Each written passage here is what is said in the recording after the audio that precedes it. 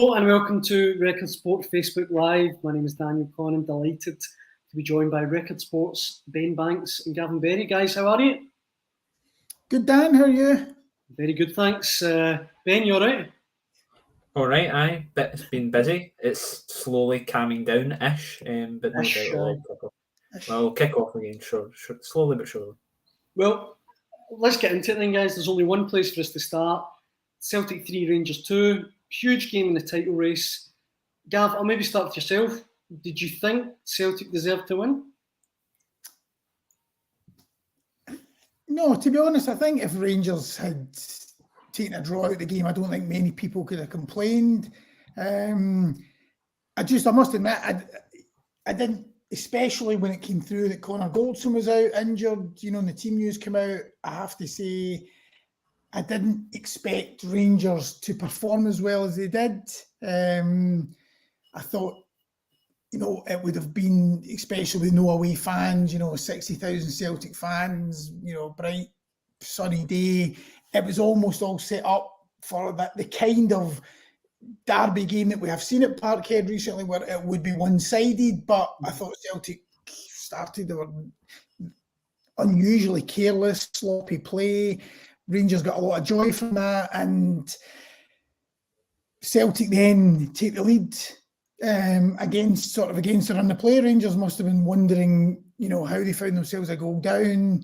They get level at the break, deservedly so, but just undone by two just inexplicable defensive errors that you just cannot legislate for. That's the thing that's going to disappoint Michael Beale so much, that Celtic can batter you into submission, they can outplay you, but they didn't play particularly well, yet still won the game, and Rangers gifted them 2 goals.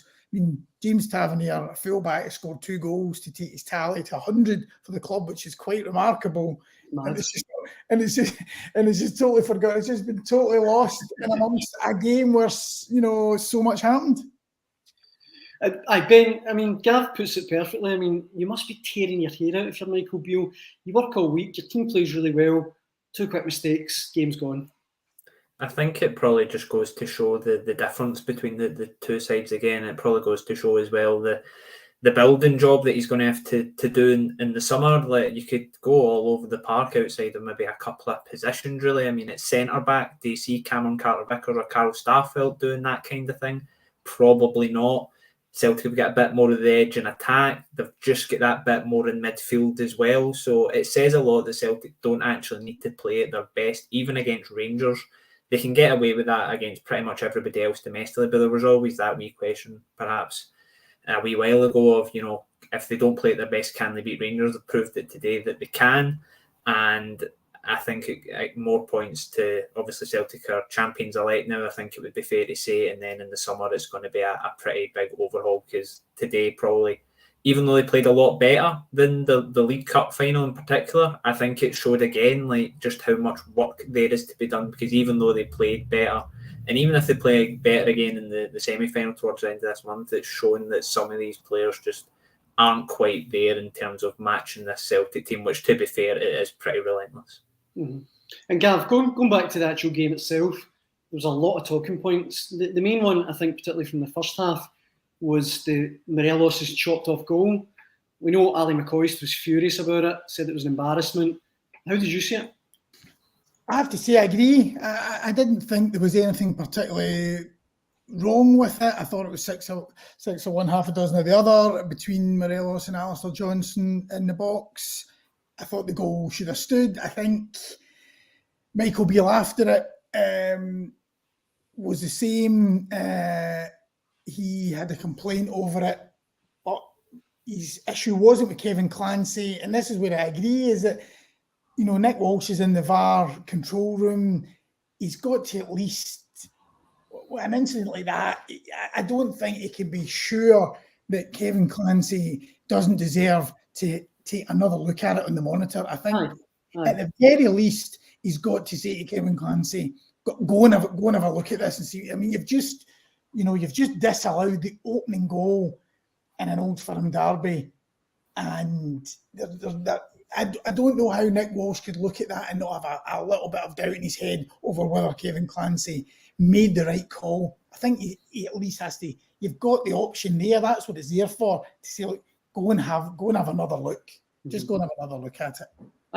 But Ben, that's Gav's he took the words out of my mouth. If you weren't going to rule it out automatically in VAR, you'd at least say, look, go and have a look at this. We've got it there. Take you 30 seconds. It's just really strange, I thought.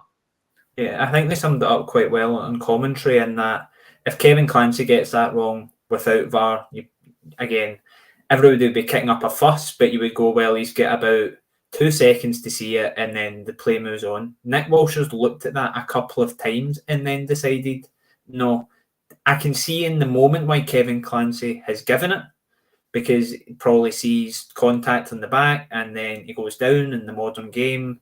You know, you are playing yourself into a bit of danger there, regardless of whether you think it's a penalty or not. As soon as you make contact in the box, that question's always going to be there.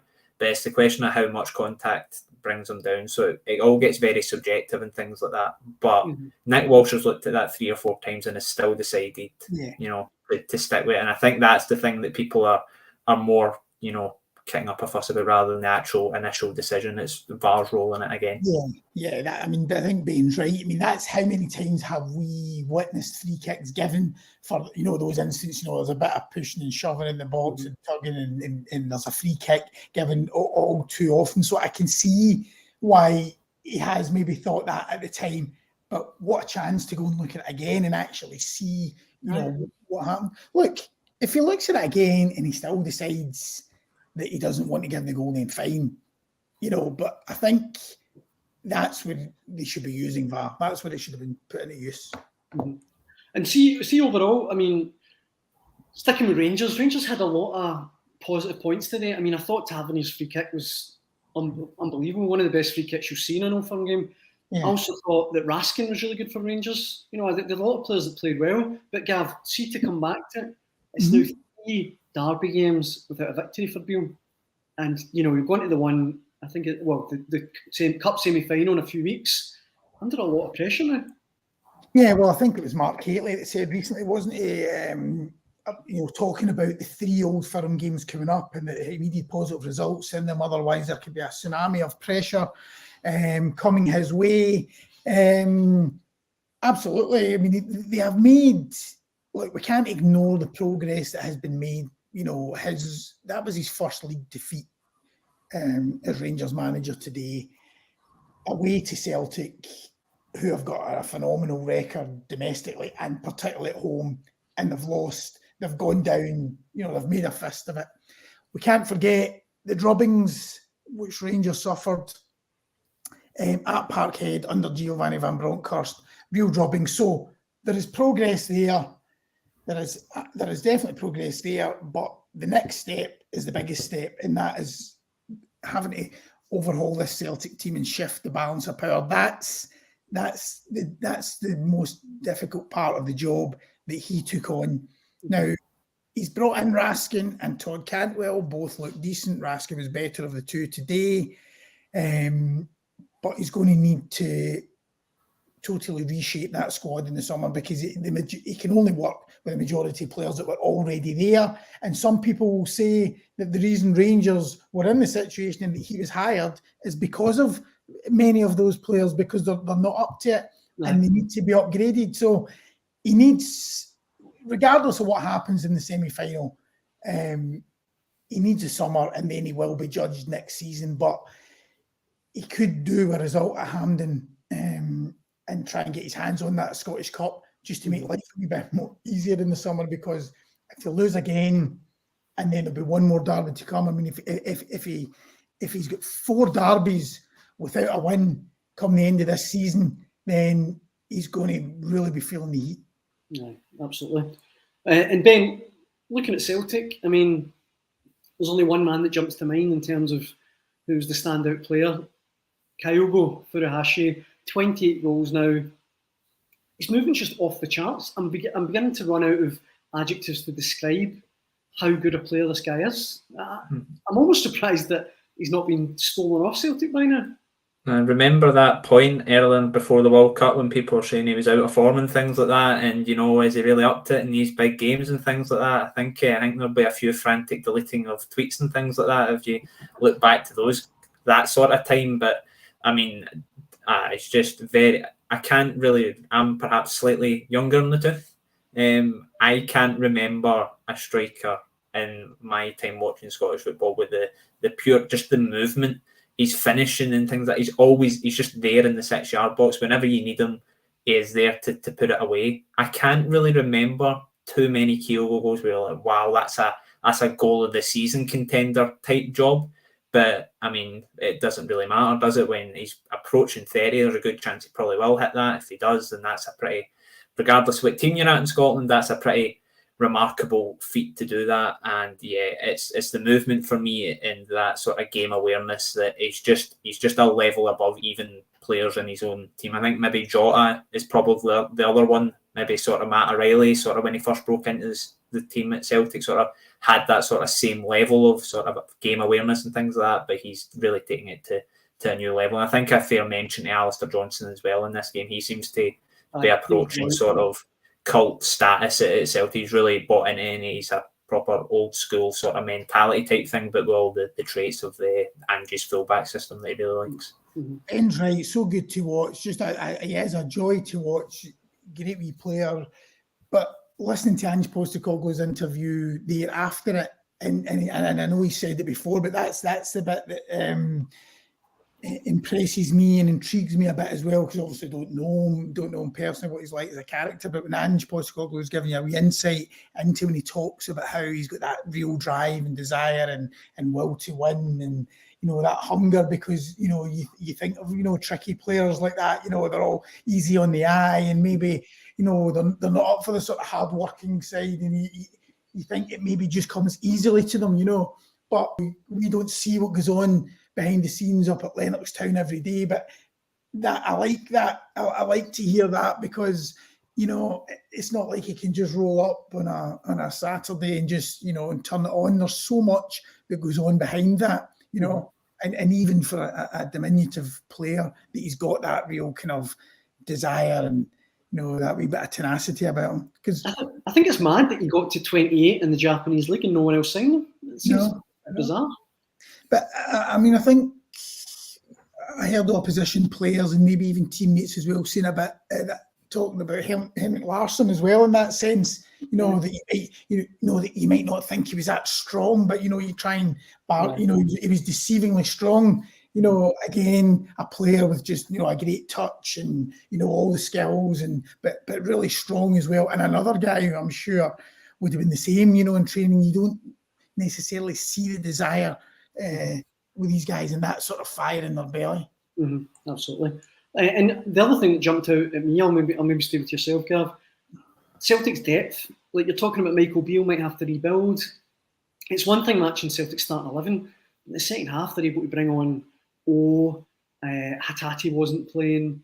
David Turnbull, who's been brilliant when he's come on for the last few minutes. I think that's the big challenge for Beale. It's not even just getting the 11; it's getting the overall squad that can compete with Celtic. Well, that's the thing. I mean, Michael Beale's talking about like 5 or 6. I mean, that's the thing. 5, 6 players. We've spoken before about the goalkeeper situation. I mean, not that Alan McGregor, he was let down by his defence today, but I mean, he might need 2 goalkeepers alone. We don't know what's happening with Morelos. We don't know what's happening with Kane. I mean, it really could be double figures. It really could be double figures. The Goldson one, he was unfortunate with, and then John Suter comes in for his first game and since the opening of the season. Then it's a really poor mistake from him. But Michael Beale said himself, there's a lot of players he'll be looking at in that team today who have maybe they don't have a future now based on what he's seen, because he needs more energy, he needs more intensity, and that's what he's going to have to get his own men in. Mm-hmm. I think it says a lot for the depth as well. We've not even mentioned Leo Labada, who wasn't there, and he doesn't mind coming off the bench and doing the works either. But as Gav said, I think Rangers need double figures and he probably needs time to build a squad in a city that doesn't allow for much of it, which is the issue he's got, because Celtic are settled. You probably, maybe, not saying it's going to happen, but there's the potential of losing one or two to sort of clubs who pry and eye sort of in similar situations to Juranovic and things like that. But by and large, they're going to have a settled squad. Rangers are going to have to bed in pretty much, potentially anyway, a full new squad of players on top of trying to keep up with this Celtic team. It's a really hard ass in Celtic, I think, at the moment, and in a very strong position, sort of short, medium, and long term. Looking at some of his quotes here, I want Michael Beale, I want more from my players day in, day out. I want more from my football club in terms of when we go to recruit this summer. I mean, he's not messing about here. He's saying, because he knows fingers will be pointed at him very soon. The honeymoon period doesn't last very long. So it's going to turn on him eventually. And that's why he's getting these demands out. Absolutely. I think we should maybe just finish there by mentioning Celtic manager Ben. Not battle since I'm in. He's done ever. Technology. Gav doesn't want into it. Gav wants to be here all day. Need to see the intensity from my players raised consistently. That might mean the squad won't see this here. We'll go and stronger Rangers moving forward. He did say that he doesn't think the gap is as big. I'm certain, he says, the gap isn't as big as what it is. But that's all well and good saying that. Yeah, I think Gav, there you go. I don't know if we're going to have him just appearing here. Well, Ben, I'm asking you, I mean, we'd assume now 12 points clear that the title race is over. Just a quick word on what an achievement that is, if it is to be 2 in a row for Ange Postecoglou. When he came in, Celtic were a basket case. Yeah, Celtic now are inevitable. Even today, even when they go the sort of 1-0 down, if you want to call it that, when the Morelos goal went in for that brief moment. See, when they have faced adversity in domestic games and things like that. I think as an opposition fan, you don't even get excited at that when you score against Celtic anymore, because you're like, well, we're just going to, put it up a gear and go and win 2-3, 4-1, whatever they decide. Really, it's really, really menacing. I mean, to drop 4 points all season, regardless of budget value, disparity and things like that across the league, that takes a lot of work, a lot of decent work, and it's hard to see where they drop points. Again, it's hard to see who beats them. It's really going to take that once in a blue moon sort of, see, like the St Mirren game in September, where Celtic were just completely off it. St Mirren did have the best game of their season, and all the stars align. That only happens very rarely, and that's the only thing I can see stopping this Celtic team, because realistically, they can just decide domestically, okay, we're going to win this game, etc., etc. The big test now is going to be next season. Obviously, they want to get the treble done this season, but then into next season, can they compete in the Champions League properly? Can they look to perhaps strike a couple of wins there? Because I think if he does that, then his name at Celtic goes to another sort of stratosphere, really. We thought we'd lost. Sorry, Dan. I was talking absolute rubbish. It was probably better. It was probably better than you. So I was saying, I don't know how much of you caught there, but when I was just talking at the end of Michael Beale saying he's certain that the gap is as big as the 12 points that it currently stands at. That's easy to say now. Talk is cheap. He's going to have to prove it now. He's going to have to prove it. And as you say, that's why that game, the game at Hampden, is the league's gone. So of the 2 remaining games, the one at Hampden is far bigger. It's far bigger than the league game, because it doesn't really matter what the gap is now, within reason. No. Well, guys, look, I could do this all day. I could talk to you all day about this, but I think that brings us to the end of today's Facebook Live. I should say that if you're watching, you can follow all of the fallout from today's game and all the other best sports stories at Record Sport on Twitter and at dailyrecord_sport on Instagram as well. Guys, it's always a pleasure. Thank you very much. Thank you. And thanks for watching.